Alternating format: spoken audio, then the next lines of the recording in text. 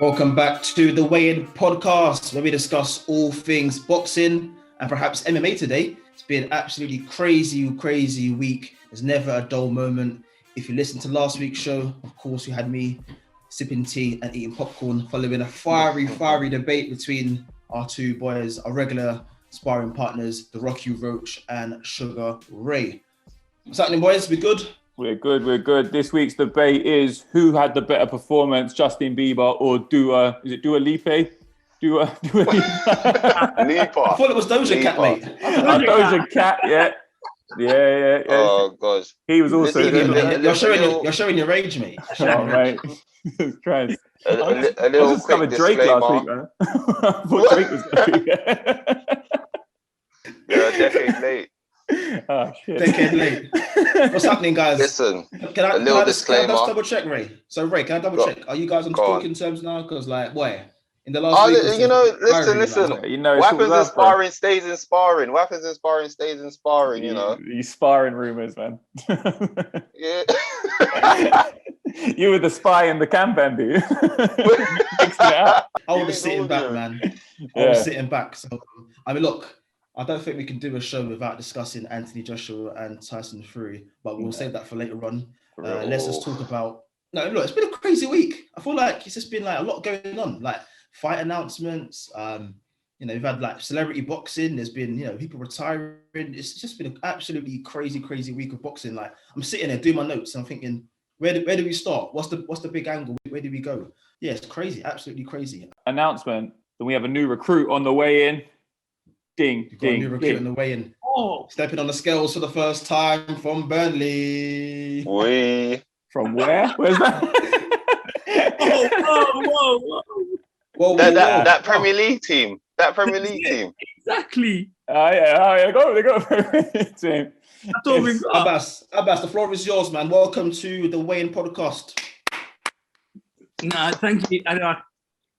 I should get 3 rounds of applause. Come on, I'm disappointed. Okay, we'll do it again. Welcome to the Weigh-In podcast. God, the new kid's fucking demanding, isn't he? Yeah, I like it. 5 minutes. Been there 5 minutes, mate. Good shots. To start off with, I was disrespected from where I'm from, and then I didn't even get 3 rounds of applause. I just want to say I should have said our Northwest correspondent. How was that? Welcome. No, thank you guys for obviously having me on. I'm looking forward to coming to talk about a bit of boxing, a bit of celebrity stuff. I'm just going to start off by saying, Steve, like, Doja Cat won because Justin Bieber forgot that he had a final song to play. Oh, there you go. I knew there was a reason you were here, Abbas. This is why we bring the young lads on, right? Down with the kids. One song to play at the end. But no, everything is really good. Very, very tired over the stuff that happened just literally about 5 hours ago. But, we moved. We're ready to talk about it. Let's go. Oh, there we go. There we go. Thanks for joining us, Abbas. Abbas is our new member of the team. He's been doing a lot of our stuff behind the scenes in terms of like social media, editing some clips as well. So it's nice to have you on. How's your week been, guys? Look, we're now in the middle of April. Pubs, restaurants, they're all opening now, albeit outside. I'm looking on Zoom. A few of us have got a fresh trim. Ray's still sporting the beard. What's happening, Ray? Kind of get a trim? Listen, what's going on? Nah, the beard is always gonna stay. I need to get it shaped up properly, but the beard is always gonna stay. I need to get trimmed down. Right, as always. Them ones when a lady friend tells you look good with a bit of stubble. Ray's just got nuts. Gone rough and ready, mate. You just take it a bit too far. Listen, as soon as this beard connected, I never shaved it off ever again. Oh, yeah, no, for real. That's the trick. Once it connects, you're good. I'm still waiting. Yeah. I'm still waiting for Huey to hit him, mate. Do you want to know about... I was that desperate for the trim. I was messaging my barber the second they went into lockdown. Like, when you open, put me in. And then I took a day off from work and I just got everything done. I love that. Priorities. As a new man. I mean, look, I know it's a boxing show, but let's talk about the power of a new trim. Because you sit in that chair, get your trim. I mean, you leave that barber shop, yeah? Boy, listen, you feel 10 feet tall, don't you? You look good, you feel good, you do good, man. But how peak is it when like they mess it up and you're just there like there's nothing you can do? Well, Mate, Steve, I've got locks now, so it's all good, man. Bro, I don't know if they do this in your barbers, but like, they hold up the back of it and it's like, it's gone, bro. There's nothing I can do. Oh, the mirror, Does it look nice? Like, do you mean does it look nice? What do you want me to do, bro? You just want to let little tears come down your face. Yeah, you've always got to be nice about it. Yeah, you're like, yeah, it looks good, bro. It's more the lineup. I just need that lineup to be nice and crispy, and then I'm all right. The rest, like, I can't tell you how to fade my hair, but just line me up nice, get my beard. Line him up nice. And then I'm good. Good. Oh, man. No, for real. Oh, that's crazy. Well, I mean, Abbas, I just want to just ask you, how have you been finding the first week of Ramadan? I know that started in the last week. So how have you found that in terms of fasting and everything? I think because of me working and stuff, it flows quite easy for me. The only trouble I have really is I think like a sleeping schedule. So I'll try to have a little nap from 12 o'clock till about 3:30, 4:45. Then you wake up, you eat something, then you pray, then you go back to sleep, and then you have to get up again about 8:30, 9 o'clock for work. Get that out of the way. I think what helps is having a little structure. So for me, I know I finish at 5 o'clock. My fast opens about 8:15, 20 past 8. So from in that time, I've kept myself busy. The last hour I dedicate to working out because of the gyms being open. So that means I can get a workout in, and then I know I'm not going to be thirsty for too long. So then I can go open my fast, drink some water. And I think praying also helps because that gives you like a nice structure of, okay, you got to pray at this time, then this time, and then this time, and that helps. But honestly, for someone who's been doing it for as long as I have been doing it, it's not that hard. But I can understand when some people say that the natural instinct is, how do you do it without water? I think it's just that if you're told you can't do something, you won't do it.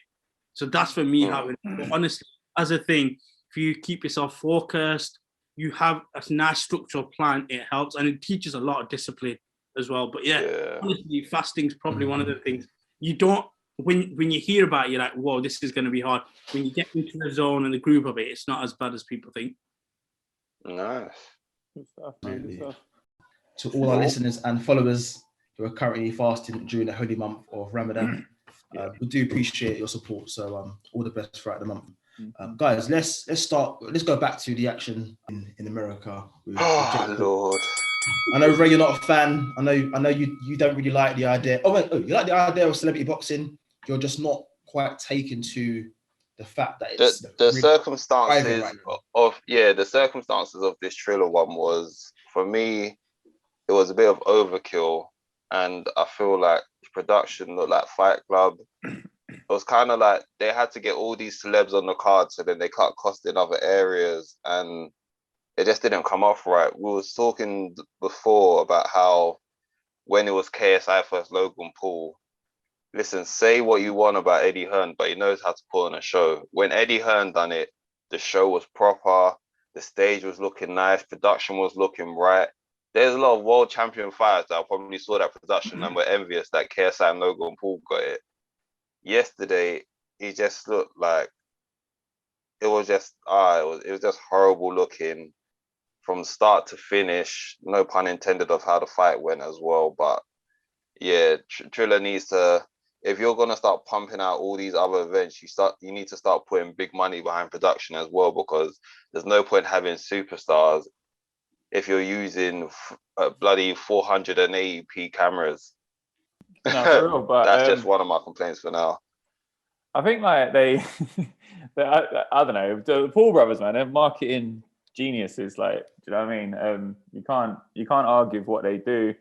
They got Ben Askren. I don't know, man. It's like, I'm with Ray. I think if it's a good fight, I'm all for it. Like, do you know what I mean? They've got the audience, whatever. Like Jake Paul against KSI is a great fight. Like, I don't know, that's a fight that actually excites me. That's like, Steve, you asked us before we started recording, would you go and see that fight? And I was like, hell yeah. Yeah, instantly. It's got a great narrative. It's got like it's a good standard of boxing. They can both box. Do you know what I mean? They're winning world titles, but they're both about the same standard as well. There's a good narrative there, and it won't be like, you won't see someone like Ben Askren just looking a mess on the scale. That was my issue with it, was that with Ben Askren, you can tell that it was more of a money grab and he wasn't taking it seriously. And this is why I wanted to say disclaimer in the first place when people were calling it MMA against boxing. This wasn't a representative of MMA. This was Ben Askren as his own entity. Ray, I want to ask you that actually. I mean, as someone who's well versed in that sport and someone who's competed in MMA, what was your emotions going into that fight? I was a bit detached from Ben Askren because a fellow fighter that fought Askren, in fact, Masvidal said it best. Askren competed in MMA, but he was very one-dimensional in how he competed in MMA. So he heavily relied on his grappling.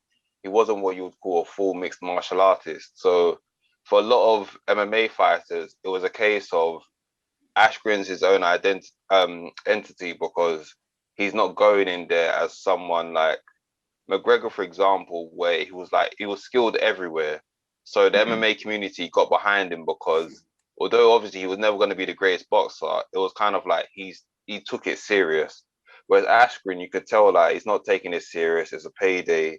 He retired from MMA because he had a bad hip surgery, and even when he was in MMA, he was notorious for some of the worst stand-up in MMA. Despite the fact that he accomplished quite a bit, but he was notorious for the worst stand-up. So like an out-and-out wrestler. He was proper out-and-out wrestler. So I just thought that. And also, like, let's YouTube boxing stuff, I'd prefer when you have two people that take the striking seriously. Whereas, let's be real. If you wanted to, sorry, Ray, to cut you off. If you wanted to make this a UFC or an MMA like meets boxing type thing, they weighed in at 191 pounds, roughly. So they could both make 185 pounds. Ray, who's the current 185 pound champion in the UFC? Israel Adesanya, the style bender. Izzy Adesanya, Put Izzy Adesanya in a boxing match with Jake Paul. What's your prediction, Ray? Oh, listen, Jake Paul's getting slaughtered. Izzy's actually had boxing fights as well. It's lights out. Do you know what I mean? Let's not play here. This wasn't an MMA, UFC meets boxing type thing because Ben Askren's done. Like, do you know what I mean? He's 170 pounds, and he was probably not even in the right weight class at 170 pounds. He probably could have made 155 back then. So he just looked at, get the 185 guy and put him in there with Jake, and he gets slaughtered. Let's have it right. The whole thing about it was when I was looking at Ben Askren, he had love handles and everything. I'm like, how are you going to a fight trying to take it seriously or make it look serious? And like what you guys are saying is like spot on. They spent so much money on trying to get celebrities that they forgot that the actual production of the fight. Like I didn't even know Ben Askren was coming into the ring. He just literally walked in. Just turned up. Just I'm like, the only time there's any production. Hi guys, I'm here. It's Jake Paul's robot, and I'm just like, that's the only time I knew the fight was on. But I think one of the things about the event which made it even worse was, aside from the production, the commentary. Like, I'm all for a bit of fun and stuff. You got Snoop Dogg's there just swearing along. I think some people say De La Hoya was high. We don't know what was going on. High and drunk as a skunk. I've seen the memes, man. I've seen the memes. They did not care about it. And that was, Mac Buffer just touching up people. And it's like, what is going on, man? Come on. And there was no structure. You had one fight happening, a slap fight, then a 3-hour concert, then a 5-round fight, another 2-hour concert, Bieber forgetting the fact that he's got a song to go to. Abbas proper sounds so upset about how this all went down. Abbas, did you pay for this event, bro? No. That's that.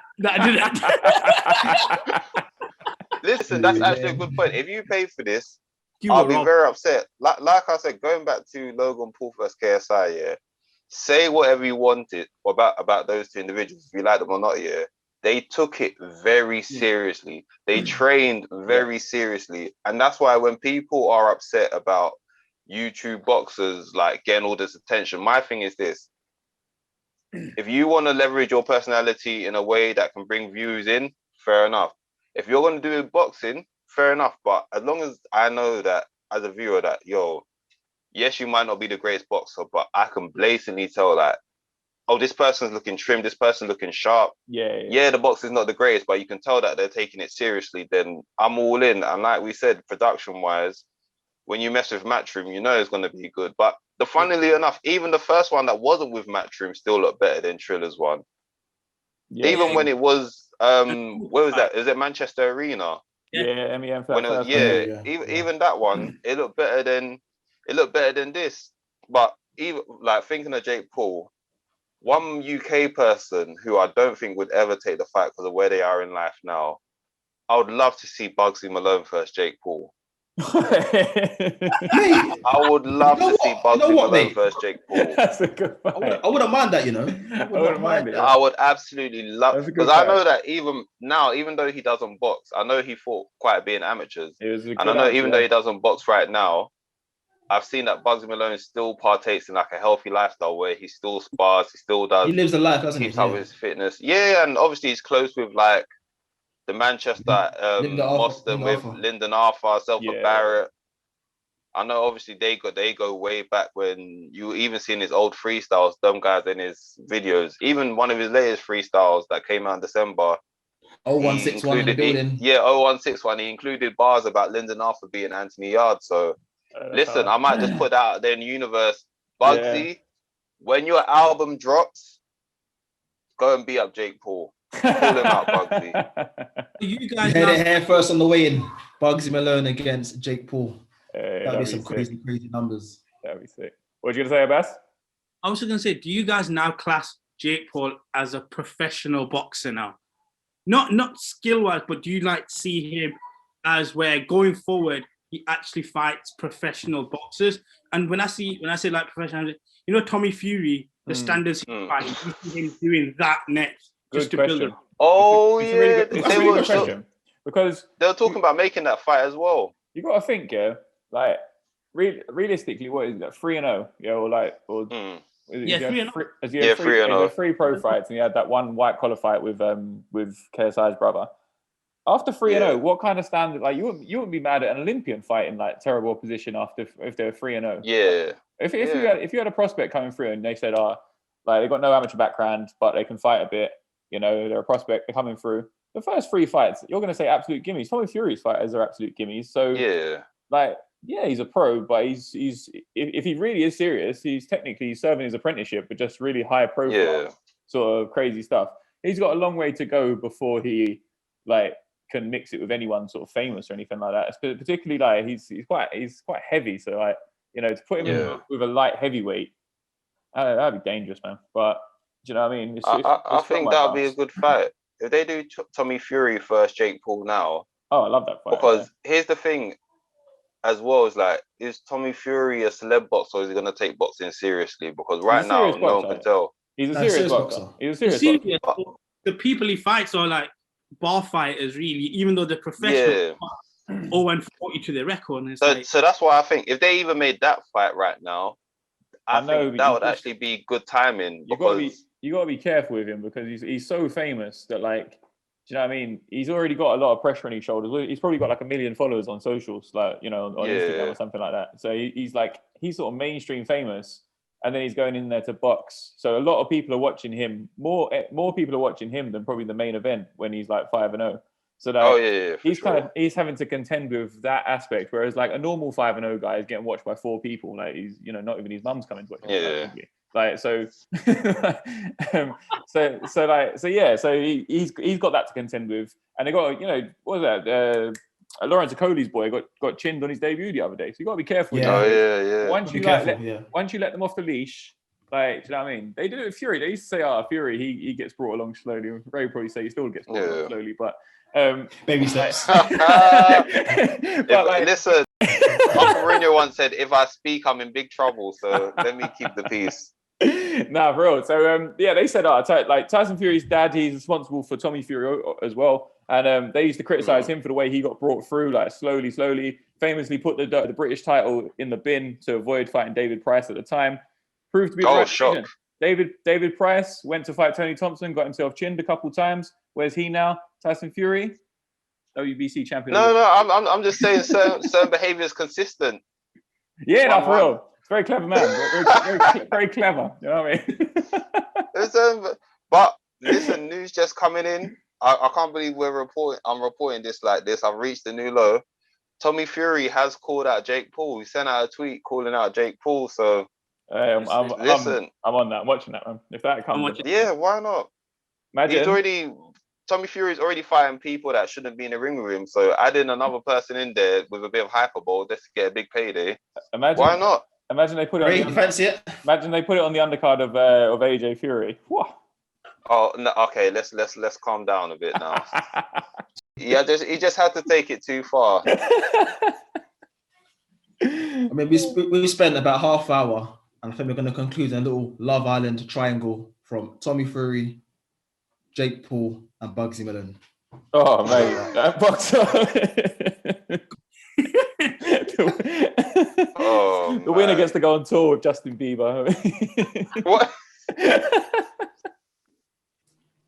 Before we continue on, people, please make sure to like, listen, subscribe, share, tell a friend to tell a friend to tell a friend, send it in your auntie's group chat, send it in your uncle's group chat. If you got a little one to go in nursery, send it to their teachers, all of that, man. Spread the good word. That mum school chat. Listen, man. Send it to your barber as well. Send it to your barbers. This is barber talk, you know. Boxing has always been a big topic in the barbers. So send it to your barbers, ladies. Send it to your hairdressers. So yeah, but speaking of the weekend's fights, what got overshadowed was a solid shutout win of Andrade over Williams. He put up a valiant effort, but the skill of Andrade appeared to be too much for him. So it's another situation of the UK guys going to the States and not being as successful. But what do you guys think? Yeah, it was a classic British performance, isn't it? Like British people, like British fighters, he'll come back to a lot more praise than if he went there and won every round. It's weird, isn't it? British culture. Weird culture we have, isn't it? Like, we love a valiant loser. Liam Williams, man, he's improved a lot. And I was doing my sort of research on both fighters during the week, and I started to think, do you know what? Andrade's not as good as they make him out to be. I don't know if he's lost a step or something, but in your mind, when you think of Andrade, you think like ultimate slick fighter. When he's not that, I think Charlo is better than him. Charlo is better at what they do than Andrade. I think Andrade is very good. You know what I mean? But you can't tell me that last night was a sort of an amazing vintage performance. Display. Do you know what I mean? Yeah, vintage display. Like, what he put on 3 good rounds. If it was an amateur fight, yeah, he would have bossed it. But he got hurt in the 4th, hurt in the 9th. Like, got over the line. UD was holding a lot, looked scruffy. Liam Williams is a good fighter, but if you want to be the guy to beat Canelo, you've got to be putting guys like that away. What would Canelo have done to Liam Williams last night? Do you know what I mean? I think what let him down was the fact that you had Williams hurt in the 2nd, and you then allowed 12 rounds to go through. If you had finished the fight, then it would have looked a lot better. The thing that I did like is the uppercuts that were going through, and they looked like Williams was taking them uppercuts quite strong. I think that was the disappointing thing for me. I looked at it and I thought, you are calling out Canelo, Triple G, Charlo brothers, but shows a finish. Yeah. And Eddie Hearn says that he's the guy that's most feared and stuff, but I'm not seeing it as much. You have a good shot, but if you had finished that fight within the first 6-7 rounds, I would have looked at you a bit differently. I had him to win the fight anyway, but I was hoping for a knockout to be like, he's a staple win for you. And now you go forward and you can now demand a big fight because you've got a knockout to your name. But that was the only thing that really let me down about Andrade's game. Yeah, no, that's it. I think that I don't see much from him, man. And I think he's 33 now also. So I don't know, like, how much longer he's got left. And, like, realistically, does anyone believe he could beat Canelo? I don't. I think he said he was going to move up, but I think it might be better for him to take the Charlo fight against Jamal rather than go out for Canelo, because Canelo still got Caleb Plant to fight after Billy Joe Saunders. So it's not like Andrade is going to be straight up. No, and you didn't put in, like Andrew said, you didn't put in a performance that's like struck fear in anyone, especially the fact that because you're in a lower weight class, it would have served him better to like get rid of Williams quick and then be like, now I'm coming up to destroy Canelo. But you done all right against Williams, and then you more neutralized him than anything. That's it. You didn't even put a slip performance in. So after that, Jamal Charlo is probably thinking to himself, you wait right there, I'm coming for that belt. And if I'm Andrade, if they can get a deal done with the Al Heyman boys, then I'd say go for Charlo instead of waiting on Canelo, because the way he fought, there's no way Canelo is going to be like, you're not going to be in the Canelo sweepstakes, put it like that, not anytime soon anyway. So he's better off fighting Charlo. I think that's a good suggestion. So Roy, let me jump in there. If you're, say, Golovkin, if you're Chris Eubank Jr., what are you thinking right now? If I'm Golovkin, I think he should also fight Charlo, as Canelo's not going to give him that. I think now Canelo probably sees Golovkin as Golovkin needing Canelo for that big payday, where obviously a few years ago it was Canelo's going to need Golovkin. So I think now Canelo is just like, I don't need to be up on Golovkin again. Years have gone by, Canelo's improved. He's gone up a weight class, and Golovkin hasn't shown no signs of like, he's plateaued. Yeah. And I think he's plateaued at a high level, but now it's like everyone can tell that he's only doing it for the paycheck to face Canelo. So I think Charlo, Chris Eubank Jr. Chris Eubank Jr. Do you think he'll beat Andrade? He'll put up a better fight, but whether he'll beat him, I don't know. But it also depends on how much weight does Andrade cut, because obviously he said he wants to move up. So if Eubank is a comfortable middleweight and Andrade is someone that has to kill themselves to come down, Eubank might just use overwhelming pressure, because one thing about Eubank, he may not be the most skilled, but conditioning and pressure-wise, he's always got that in the tank. So it might be an interesting fight if Andrade stays at middleweight. But I think if he wants a money fight at middleweight, fight Charlo. Depending on how Chris Eubank looks in his next fight, Chris Eubank might call out Andrade then. And then if Andrade faces Eubank, then I think that's when Charlo should defeat his next opponent. Well, Jamal, shall I say, should defeat his next opponent and then call out Golovkin. Do you not think, though, with Chris Eubank's inactivity, I know 2020 was a year that there was hardly any boxing, but he hasn't fought since 2019, and even that fight, it was an early knockout. Would that not be a small hindrance on him?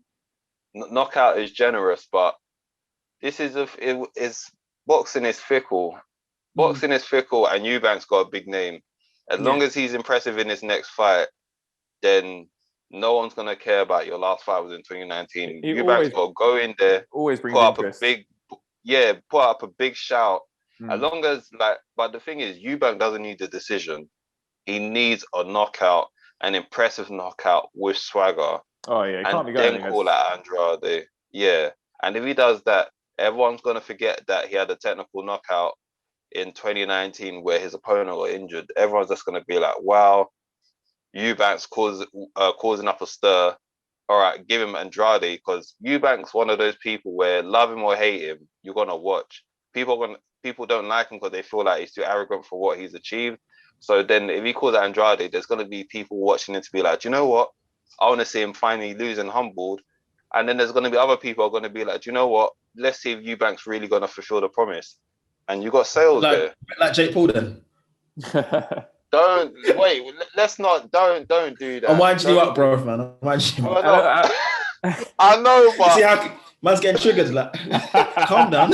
Oh, man. We're there about this time in the episode last week, right? He just started kicking off. I was getting emotional. They keep on drawing me out like this. What is it? It's 6 o'clock dinner time in your household.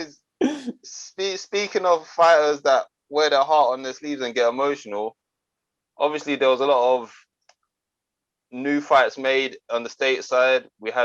Speaking of Jamal Charlo, then we got the younger twin, Jamel Charlo, who's now got a unification fight in America with Castaño for the one missing belt to make him undisputed at Super Welter. So that's also a good fight to look out for. Is he the better one? Is that the one that deemed to be the better? Jamel's the one that's got all the belts at super welterweight. Yeah. Or light middleweight, if you want to call it. Super welterweight, light middle, tomato. But yeah, Jamel's the one that's got all the belts. Yeah. Okay. Yeah, that's a good fight. There was some good fight announcements this week coming stateside, man. Andy, do you want to take that one? Yeah.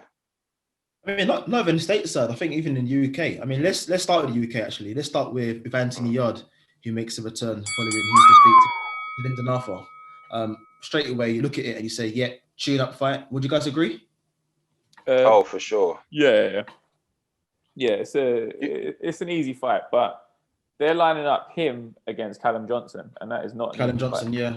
So just like I said on Insta recently, he gets a pass because he's been out of the ring and he's had a loss. He's had a lot of personal problems, but they're lining up that little trio of Callum Johnson. It's insane. Do you know what I mean? The light heavyweights is a lot right now with Frank. Listen, I called. Did I not call this matchmaking as well? Yeah. Did I not call this matchmaking a while ago? No, I'm sure I put this in the group chat a while ago. I said once Flazov and Joe Smith fight each other. Yeah. Now Joe Smith is a champion.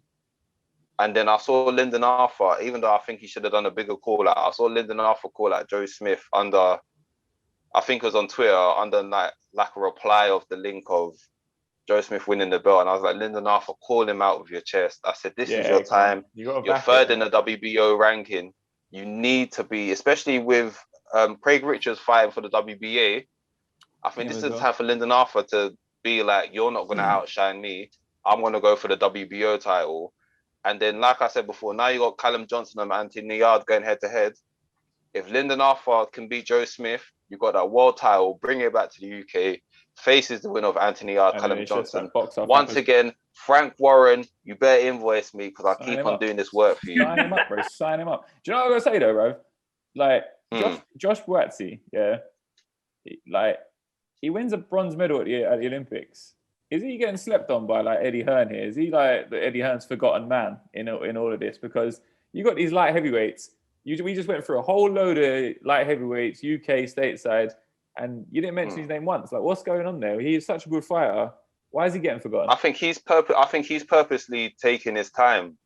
I think he's afforded that because he put in a foundation for it. So I think now he's one of those people that I'm going to perfect my craft so that once that I get all the rounds in, I'm going to go for that light heavyweight title. And I think, obviously, he got slowed down by injury. And ironically, I think Craig Richards basically took the path that they wanted for Buatsi.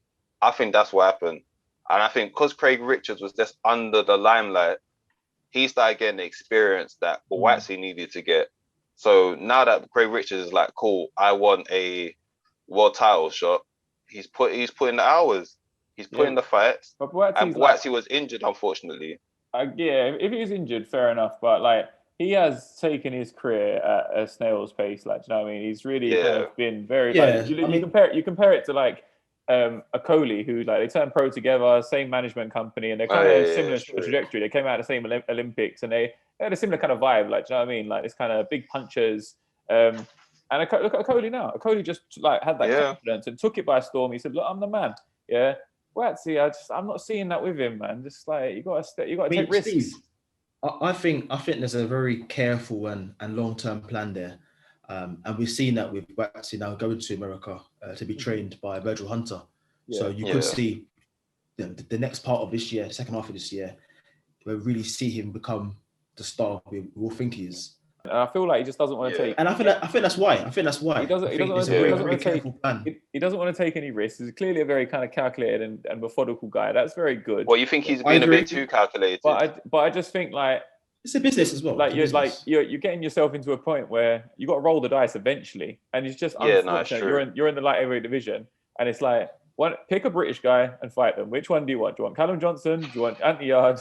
Do you want do you want Craig Richards? Do you also think though? Remember his last performance? He showed a lot of deficiencies. So maybe he just said to himself that, do you know what?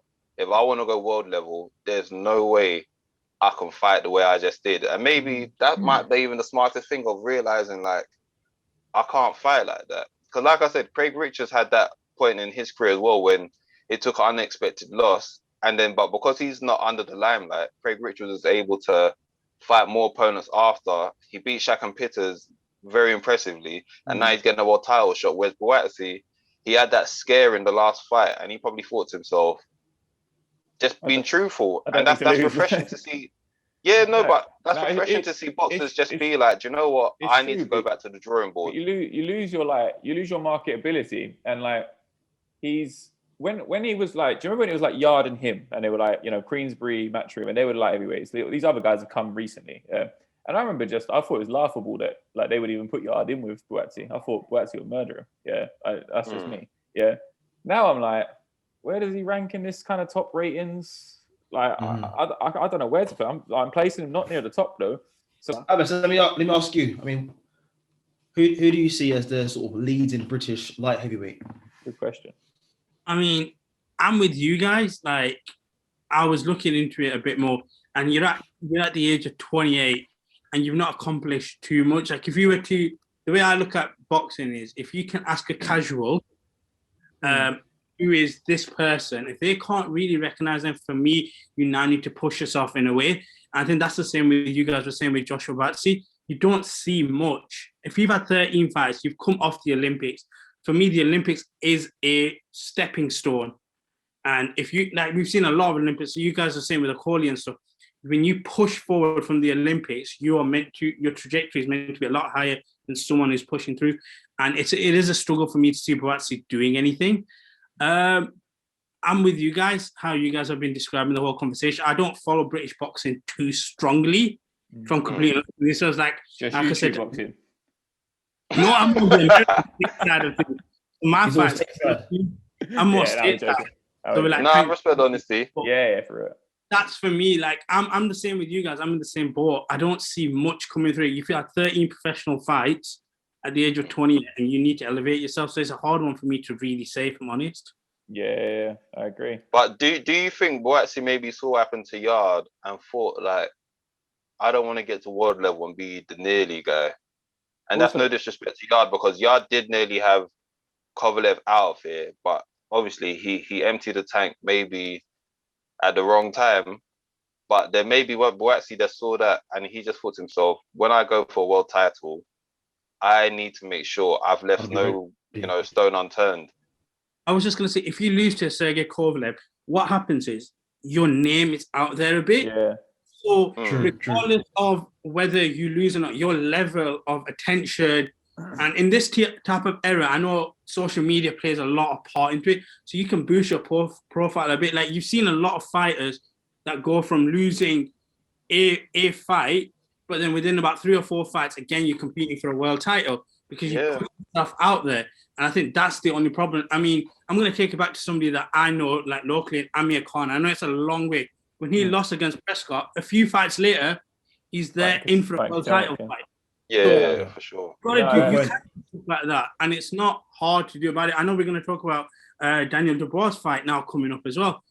Again, you're Joyce, but you're back in the limelight. You're fighting a guy who's the number 2 WBA ranked guy. So there's no harm in taking a risk, because as long as you are confident within yourself, so there may be a confidence issue that doesn't allow you to push that way, if that makes sense. Yeah, no, I think that's a very good shout. Yeah, I agree with you 100%. I think he's got to roll the dice now, and also he's got to be more active. He's got to be out there, because he's like when he first turned over, I thought he could be elite talent. Like, I thought he was going to be like Josh Taylor, like that level, and it just hasn't happened for whatever reason. He needs to get a move on at this point. Do something. But yeah. Cool. So that's Anthony Yarde that returns to action live on BT Sport, taking on Looking forward to that one. Yeah, Germany's unbeaten fighter, Emin Atra, 17 fights. What's on a quick side note before we move on to the next bout announcement? Is there been any talk on his coach situation? Because I know he's going to keep on Tunde, but have any addition? Because I feel like they might have dropped the ball with announcing this fight so late. I've not seen anything or heard anything through my sources just yet, but it remains to be seen. I mean, the fight's only a week away, so there could be another coach, or it could be a case of bringing in someone in for that next big fight against Callum Johnson, provided he does win. Fair. Yeah. You don't want to pay 2 coaches for a gimme fight. You know what I mean? Oh, yeah, Exactly. no, you're right. You got to keep costs down. Man. Lions in the camp. Lions. yeah. Shout out Anthony Yarde. I hope he's in a better space because last year was very hard. So want him to get all the best back to boxing, get his mind right, and then all the best to him. Yeah, 100%. All the best to Anthony Yarde, the beast from the east. Let's talk about the heavyweight scene and Daniel Dubois. Abbas mentioned him, a few minutes ago about his return to action. This one kind of caught my surprise because, again, suddenly he's now in contention of a world title. Yeah. Discuss. Good, man. Money talks. Nice bit of politic work there from Uncle Frank. Yeah, from Uncle Frank. Uncle Frank hooked him up, innit? Like, do you know what I mean? Like, but funnily enough, my missus asked me. We watched that fight, the Joyce Dubois fight, and she was like, "Well, where's Joyce now? Then I thought he was the number 1 contender. Who's in a better position now? Is Joyce still in a better position though? Yeah, because for sure. But he's being held up. Joyce is first in Usyk. But he's being held up by Usyk though. Usyk don't want to fight him. So like Usyk's trying to. Usyk's held up by Joshua. Yeah, exactly. Usyk wants Joshua. There's traffic, isn't there? Yeah, exactly. Usyk, there's no way. It depends how Usyk's account is lined up because that Joshua and Fury fight is going to be a while. So if Usyk's got the money to wait that long, then fair enough. But I think they'll be able to entice him to take that Joyce fight. And especially with their history as well in the Olympics. I think it's a great fight. I don't understand why you wouldn't. Yeah, that's but if you were a promoter's dream. But if you were so close to being Anthony Joshua, you were the number 1 contender, and then suddenly Fury comes, and then you'll get like, what do you think the difference in money is between Anthony Joshua and Joe Joyce, like for what they're going to pay you? Yeah, but guess what? You don't want to be. It's a tenfold. All respect to this guy. We just spoke this guy's praises, but you don't want to be that Amir Khan situation where you was waiting for Mayweather. And it looked like he was going to be, you thought he was going to be Mayweather's opponent, and then either life happens and then you end up not getting opportunity, 100%. or like you just get drawn out so long that the conditions to fight them isn't going to be the greatest. Yeah, because for all Usyk knows, he'll wait for Joshua and Fury to get their bouts done, and then WBC might be like, cool, well, Dillian White's been waiting in the wings, so Dillian White also gets to fight first before you. And now what? It's true, that might be 3-4 years now, you're just wasted. Yeah, exactly. And he hasn't got an age on his side. So that fight is really, really good. And then, I say take the Joe Joyce fight. Yeah, no, he's got him. And then, so Dubois, like, this Dinu guy, let's have it right, he got stopped by Jamel Miller in, 2 rounds? And Pulev as well. Yeah, Pulev. So he got dealt with. So it's a lovely bit of matchmaking by Frank Warren. Like Frank Warren, say what you want about him, but he knows how to pull these kind of fast ones. Because everyone was like, "Oh, this is a world title fight, and this guy's 20-2. He's just coming back off a loss." It's a great bit of matchmaking. Dubois is going to get in there, bang him out, and win WBA interim or something. Yeah, I mean, for those listening, for context, Daniel Dubois will take on the Romanian Dinu. That'll be for the WBA heavyweight championship, or the mandatory anyway. So the winner will take on Trevor Bryan, who recently beat Bermane. It's not the greatest belt in the world, but I guess if you're Daniel Dubois, who is no older than 23, 24, still a baby in the sport, it's a nice platform. Especially off a loss as well. Let me tell you though, that title, that Trevor Bryant's got, is the same title that David Hay had when we were all calling David Hay a world champion. So if someone says to you, was David Hay the heavyweight world champion? Was he the heavyweight world champion? I think he was. In my mind, I don't know if he was. Yeah, of course he was. He was. Yeah. He got a good point there. So if Dubois wins that, he's got the same belt that Hay had. So if we're calling Hay a heavyweight world champion, you have to call Dubois the lineage right there. By knocking out bloody Trevor Bryan and Dinu. My man, listen, man, you got a belt's a belt. My man's going to be the heavyweight world champion. So we have Tyson Fury, Anthony Joshua, and then Dubois. So then Joyce is looking like, bruh, what about me? And even Dillian White as well. You're thinking, raw. Oh yeah. I spent 4 or 5 years going down WBC, but I could have had a quick fight for WBA. He's laughing, mate. He's absolutely he's had it off, mate. He's had it off. In boxing, for a casual anyway, there's too many belts and it confuses everyone. Yeah. Because I have my brother, so you obviously you're a UFC guy and stuff like me. He's like, this is the champion, this is the next guy, and that's it. Whereas in boxing, when my brother watches, he's like, he's got a belt, he's got a belt, she's got a belt, she's got a belt. Why has everyone got belts? Where's the value in the title? These promoters are moving like Oprah. I was thinking the same thing, mate. Yeah, that Oprah meme. That. Yeah. You get a belt. You get a belt. I told you. I'm still waiting for WBC to give us our podcast belt. I'd love it. Mate, podcast champions, bro. Nah, for real. Podcast champions. Yeah. And it is crazy, isn't it? It's like, so he loses to Joyce. Joyce gets left in no man's land because he just had the misfortune of going for the WBO. He wins the WBA title. I think if anything, it'll still work out for Joyce because then Joyce can still be like, well, let Dubois win that belt. If Usyk doesn't want to make that fight, Joyce might just like tempt Dubois back and poke his ego and be like, "Oh, how's your eye doing there? Yeah. You're world champion, but I still got that scalp." So listen, I think Joyce is still in decent position, but obviously with him getting older as well, it's kind of difficult because he's not a talkative guy, and I think what he needs to do is get a mouthpiece. Whoever, a manager, someone, a representative, a consultant to speak on his behalf and call out Usyk. Sam Jones. And that's why, obviously, it's like, if you're an old school wrestling fan, you know how it is. You had wrestlers that weren't really the greatest on the mic. Not everyone could be the Rock or Stone Cold. So you had the wrestlers that were good for entertainment in terms of the movesets that they done. But they had managers to speak for them. And listen, you can call wrestling fake or whatever, but when you was young, you was entertained. I'm trying to think of that. What was that manager's name? What was the guy who always walked around with the other guy? I think he walked around with the Undertaker. Jimmy. Oh, Paul, you're talking about Paul Bearer. Paul Bearer. No. Let's not go that far with Paul Bearer. We don't need someone carrying an urn with Joyce running to the ring. Urn with her. A Paul. Yeah, that's the wrong urn. But a Paul Heyman. Like a classic Paul Heyman and Brock Lesnar. Brock Lesnar was a physical specimen. He was a great wrestler, but he couldn't speak at the time.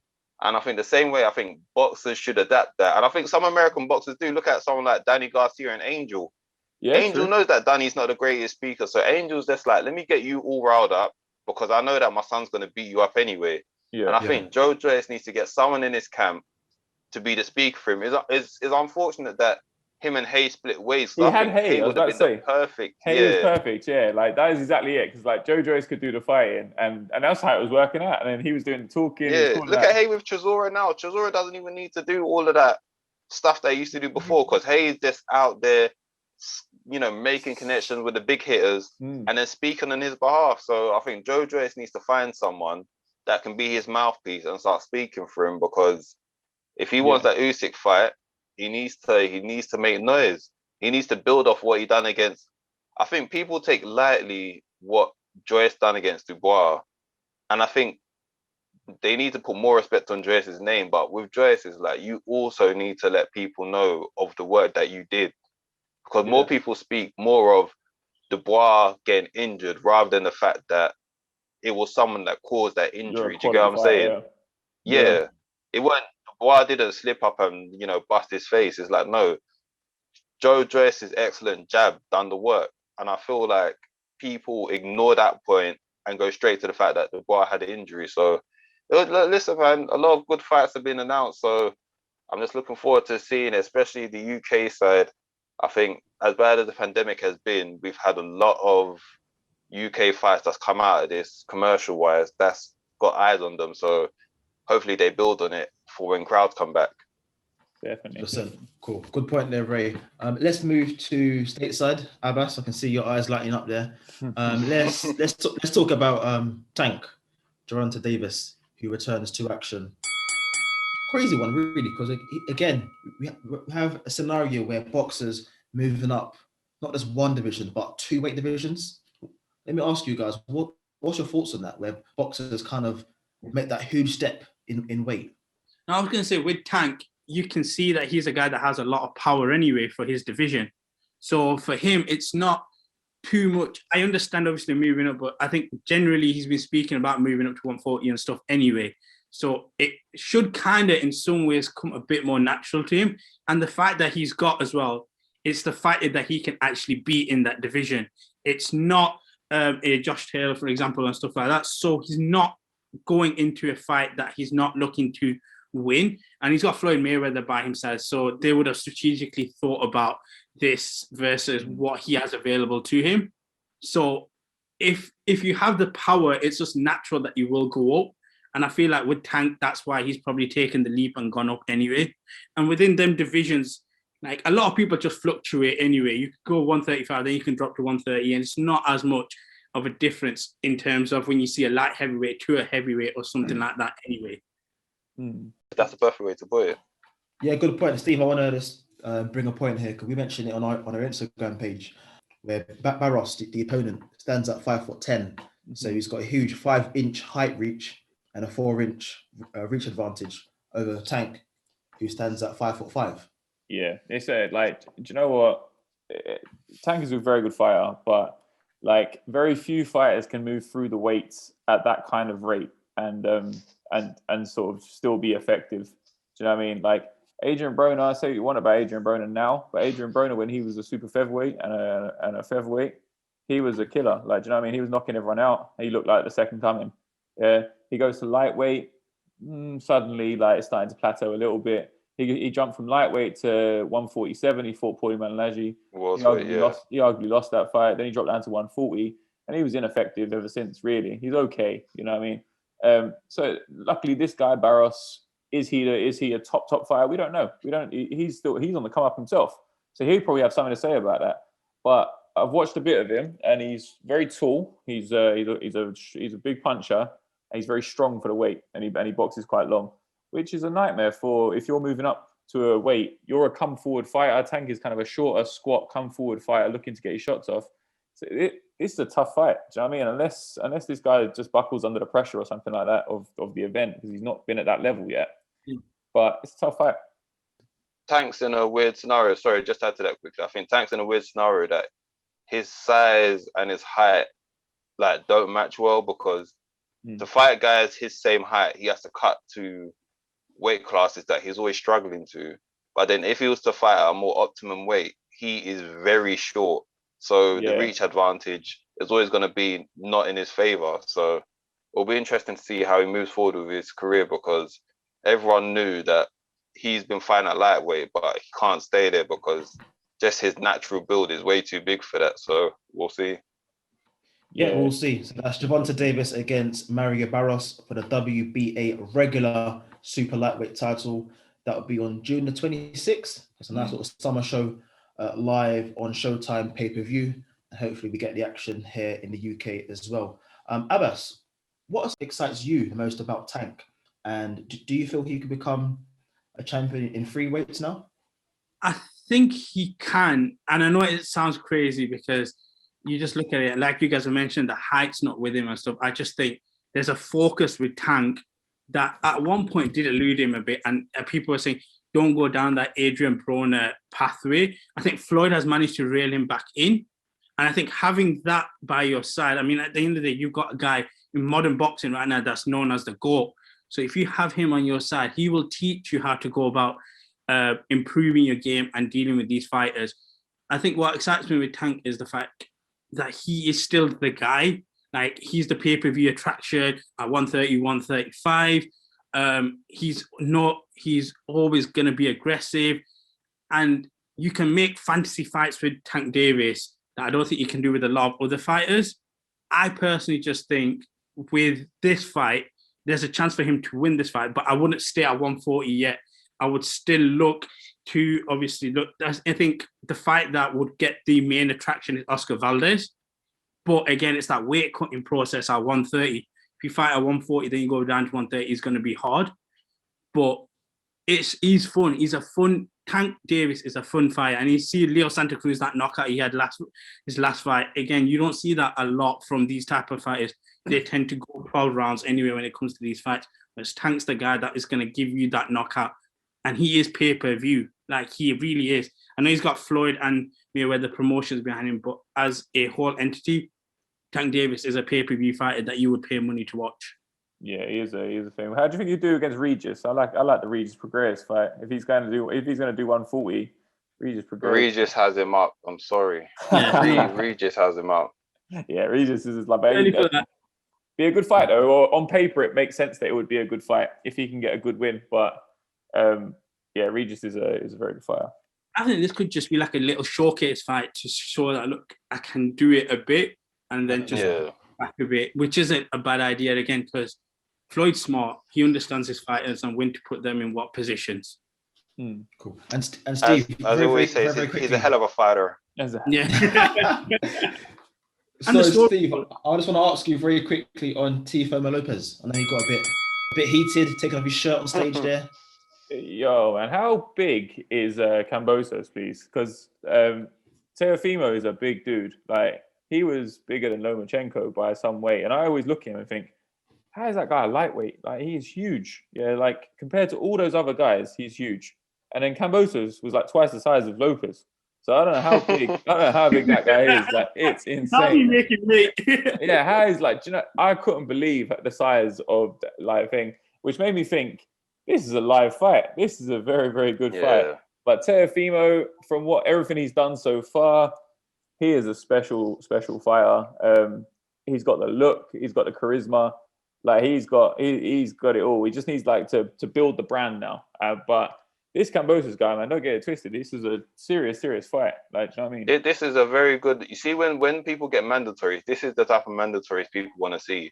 Very solid contenders, guys that look sharp, guys that have solid wins. And I think this is why Teofimo took this fight, because he saw that with this mandatory, he's not just some bum that he has to just be up. It's like, no, this is a serious guy. To go full circle in the conversation, Teofimo better have words with Triller and told him, you better up the production when he fights, because it's true. Listen, if you're trying to make a star, you've got to give me star-like production. Absolutely. Right, that's all we've got time for today on The Weigh-In. Brilliant show. My thanks as always to Sugar Ray, Rocky Roach, and our Northwest correspondent, Abbas. We've still got work on the tag name for you, bro. So fine. I appreciate you guys for letting me come on and talk a bit. The Burnley boy.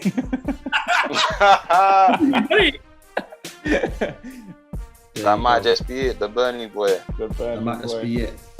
Cool. Well, thank you everyone for listening to The Weigh-In. We'll catch you next week. Peace. Like and subscribe.